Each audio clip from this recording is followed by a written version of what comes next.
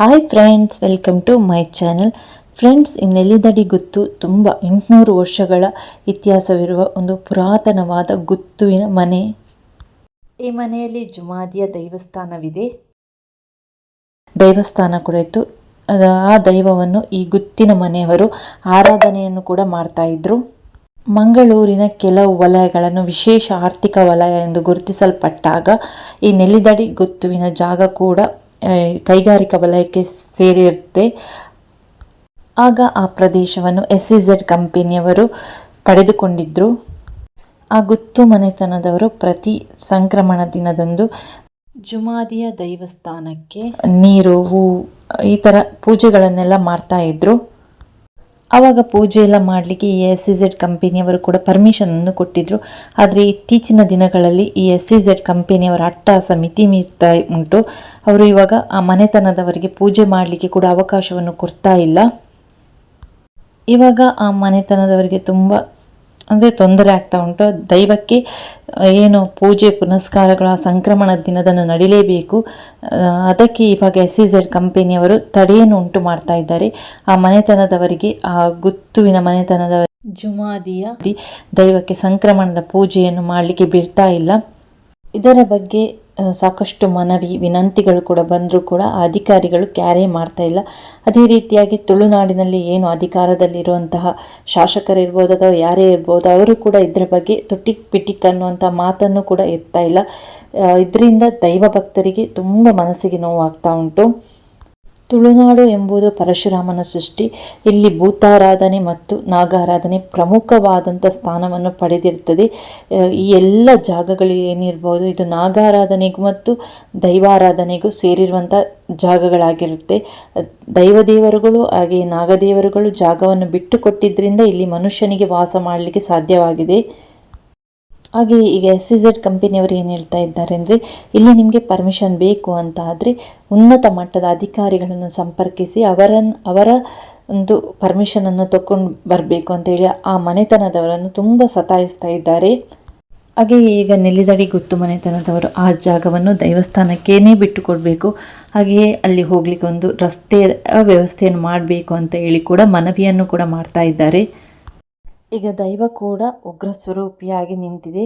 ಬೆಂಕಿಯ ಮಳೆಯನ್ನು ಹರಿಸ್ತೇನೆ, ಕಂದೊಡಿಯ ಮುಳ್ಳು ಥರ ಕಾಲಿಗೆ ಚುಚ್ಚುತ್ತೇನೆ. ಅಂದರೆ ಕಂದೊಡಿಯ ಮುಳ್ಳು ಅಂದರೆ ದೈವವೇ ಹೇಳುವಂಥ ಪ್ರಕಾರ ಅದನ್ನು ತೆಗಿಲಿಕ್ಕೆ ಬರುವುದಿಲ್ಲ ಅಂತೆ. ಅದನ್ನು ಕಾಲು ಕಟ್ಟು ಮಾಡಿಯೇ ತೆಗಿಬೇಕು ಅನ್ನೋ ಒಂದು ವಿಚಾರವನ್ನು ಕೂಡ ದೈವ ಒಂದು ಅಭಯವನ್ನು ಎತ್ತಿದೆ. ಅಂದರೆ ದೈವದ ಕೋಪಕ್ಕೆ ತುತ್ತಾದವರು ಯಾರೂ ಕೂಡ ಈ ತುಳುನಾಡಿನಲ್ಲಿ ಉಳಿದಿಲ್ಲ. ಮುಂದೆ ಒಂದು ಸಲ ಇದೇ ರೀತಿಯಾಗಿ ಅವರು ಮಾಡಿದರೂ ಕೂಡ ಈ SEZ ಕಂಪನಿಯವರು ತಡೆಯನ್ನು ಮಾಡಿದರು. ಆವಾಗ ಆ ಕಂಪನಿಗೆ ಬೆಂಕಿ ಬಿದ್ದಿತ್ತು. ಇವಾಗ ಅದೇ ರೀತಿಯಾಗಿ ದೈವ ಕೂಡ ಉಗ್ರ ಸ್ವರೂಪವನ್ನು ತಾಳಿದೆ. ಮುಂದೆ ಅವರ ಗತಿ ಏನಾಗುತ್ತೋ ಗೊತ್ತಿಲ್ಲ. ದೈವಕ್ಕೆ ಶರಣಾದರೆ ಅವರಿಗೆ ಒಂದು ರೀತಿಯಾಗಿ ಅವರ ತಪ್ಪನ್ನು ದೈವ ಮನ್ನಿಸ್ಬೋದು. ಇದೇ ರೀತಿಯಾಗಿ SEZ ಕಂಪನಿಯವರು ತಮ್ಮ ಅಟ್ಟಹಾಸವನ್ನು ಮೆರಿತಾ ಇದ್ದರೆ ದೈವ ಮೇಲ ಮನುಷ್ಯರ ಮೇಲ ಅಂತ ಹೇಳಿ ದೈವವೇ ಅದನ್ನು ತೋರಿಸಿಕೊಡ್ಬೋದು. ಅದಕ್ಕಾಗಿ ಹೇಳುವಂಥದ್ದು, ದೈವದ ವಿಚಾರದಲ್ಲಿ ಯಾರೂ ಕೂಡ ತಲೆಹರಟೆಯನ್ನು ಮಾಡಿಕೊಳ್ಳಿಕ್ಕೆ ಹೋಗಬೇಡಿ. ತುಳುನಾಡು ಎನ್ನುವುದು ದೈವಾರಾಧನೆಗೆ ಮೂಲ. ಅದನ್ನು ಯಾರೂ ಕೆಣಕಲಿಕ್ಕೆ ಹೋಗಬೇಡಿ.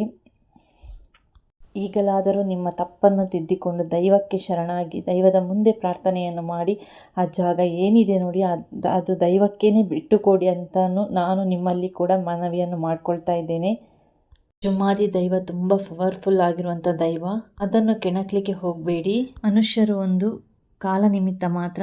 ದೈವ ಶಕ್ತಿಗೆ ನಿಲುಕದ್ದು ಯಾವುದೂ ಇಲ್ಲ. ಆ ದೇವಸ್ಥಾನಕ್ಕೆ ಸೇರಿರುವಂಥ ಒಂದು ಬಾವಿ ಇದೆ. ಈ ಬಾವಿಯಲ್ಲಿ ಕೂಡ ಒಂದು ವಿಶೇಷತೆ ಇದೆ. ಮುಂಚೆ ಒಬ್ಬರು ತ್ಯಾಂಪಣ್ಣ ಶೆಟ್ಟಿ ಅಂತ ಇದ್ದರು. ಅವರು ತುಂಬ ಮಂತ್ರದಲ್ಲೆಲ್ಲ ಪವರ್ಫುಲ್ ಆಗಿರುವಂಥವರು. ಅವರು ಈ ವಿಷದ ಕಲ್ಲನ್ನು ಈ ಬಾವಿಗೆ ಕೂಡ ಹಾಕಿದರು. ಒಂದು ತಿಬ್ಬರಲ್ಲಿದೆ, ಶಿಬರೂರಲ್ಲಿದೆ. ಶಿಬರೂರು ದೇವಸ್ಥಾನದಲ್ಲಿರುವಂಥದ್ದು ಒಂದು ಈ ಬಾವಿಗೂ ಕೂಡ ತಂದು ಹಾಕಿದರು. ಈ ಬಾವಿಯ ತೀರ್ಥವನ್ನು ಸೇವಿಸಿದರೆ ಈ ವಿಷ ಜಂತುಗಳಂದರೆ ಹಾವೆಲ್ಲ ಕಡಿದಾಗ ಮುಂಚೆಲ್ಲ ಮದ್ದೆಲ್ಲ ಸಿಗ್ತಾ ಇರಲಿಲ್ಲ. ಈ ತೀರ್ಥವನ್ನೇ ಕುಡಿದಾಗ ಆ ವಿಷ ಕಾರಿ ಹೋಗ್ತಾ ಇತ್ತು ಅಂತ ಹೇಳ್ತಾ ಇದ್ರು. ಅಷ್ಟು ಇದು ಪವರ್ಫುಲ್ ಆಗಿರುವಂಥ ಬಾವಿ ಕೂಡ ಹೌದು. ಇದು ಒಂದು ತಿಬ್ಬರ್ ಸ್ಥಾನದಲ್ಲಿದೆ, ಶಿಬರೂರು ದೇವಸ್ಥಾನದಲ್ಲಿದೆ. ಬಾವಿಯ ನೀರೇ ಗಂಧ ಪ್ರಸಾದ. ಈ ಬಾವಿಯ ನೀರಿನಲ್ಲಿ ಗಂಧವನ್ನು ತೆಗೆದುಕೊಟ್ರೆ ಯಾವ ವಿಷಜಂತೆ ಕಡಿಲಿ ಆ ವಿಷಜಂತುವಿಗೆ ಇದೇ ಒಂದು ಮದ್ದು ಅಂತಲೂ ಒಂದು ಪ್ರತೀತಿ ಇದೆ. ಇದಕ್ಕೆ ಎಲ್ಲರೂ ನಮ್ಮ ತುಳುನಾಡಿನ ಜನರು ಒಗ್ಗಟ್ಟಾಗಬೇಕು. ದೈವಾರಾಧನೆ ಈ ತುಳುನಾಡಿನಲ್ಲಿ ಉಳಿಬೇಕು. ಇನ್ನು ಯಾವುದೇ ಪ್ರದೇಶಗಳು ಈ ಕೈಗಾರಿಕಾ ವಲಯಕ್ಕೆ ಹೋಗಬಾರ್ದು. ಅಂದರೆ ಪ್ರದೇಶಗಳು ಎಲ್ಲ ಹೋದರೆ ನಮ್ಮ ತುಳುನಾಡಿನಲ್ಲಿ ದೈವಾರಾಧನೆಗೂ ಕೂಡ ಉಳಿಗಾಲವಿಲ್ಲ ಅಂತಲೇ ಲೆಕ್ಕ. ಈಗ ಹಂತ ಹಂತವಾಗಿ ಈ ಕಂಪೆನಿಯವರು ಎಲ್ಲ ಪ್ರದೇಶಗಳನ್ನು ವಶಪಡಿಸಿಕೊಳ್ತಾ ಇದ್ದಾರೆ. ಮುಖ್ಯವಾಗಿ ಬಳ್ಕುಂಜೆ ಪರಿಸರವನ್ನು ಕೂಡ ಈಗ ಈ ಕಂಪೆನಿಗಳು ವಶಪಡಿಸಿಕೊಳ್ಳಲಿಕ್ಕೆ ತಯಾರಾಗ್ತಾ ಇದೆ. ಇದರ ಬಗ್ಗೆ ತುಳುನಾಡಿನ ಜನರೆಲ್ಲರೂ ಎಚ್ಚೆತ್ತುಕೊಳ್ಬೇಕು. ನಮ್ಮ ದೈವಾರಾಧನೆ ನಾಗಾರಾಧನೆ ತುಳುನಾಡಿನಲ್ಲಿ ಉಳಿಬೇಕು. ಇದು ಒಂದು ಬರೀ ನೆಲ್ಲಿದಡಿ ಗುತ್ತುವಿನ ಹೋರಾಟ ಅಲ್ಲ.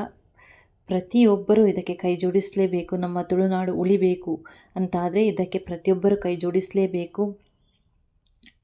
ಇದರ ಬಗ್ಗೆ ದೊಡ್ಡ ಅಭಿಯಾನವೇ ಶುರುವಾಗಬೇಕು. ನಮ್ಮ ತುಳುನಾಡನ್ನು ಉಳಿಸಿಕೊಳ್ಬೇಕು.